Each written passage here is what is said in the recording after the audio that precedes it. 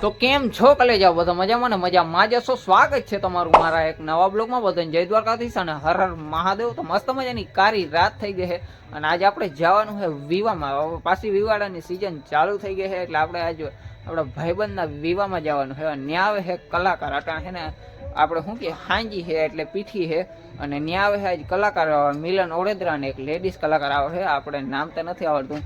તો આજે આપણે ત્યાં જવાનું છે અને હાલો આપણે ફટાફટ જઈ. અને આજે અમારા ગામમાં ઘણી જગ્યાએ વિવાહ છે, 2 જગ્યાએ કલાકાર છે અને એક જગ્યાએ છે ને ડીજે છે. એક આપણે અહીંયા જ બાજુમાં જ છે વિવાહ. જો આવી રહ્યા અહીંયા 4 વ્હીલ પડી, અહીંયા બાજુમાં જ વિવાહ છે અને આપણે જવાનું છે ત્યાં કલાકાર છે. અને એક છે અહીંયા સામે કાંઠે અમારા ગામનું પાટિયું છે ને ત્યાં છે, ત્યાં એ કલાકાર જ છે. A few moments later.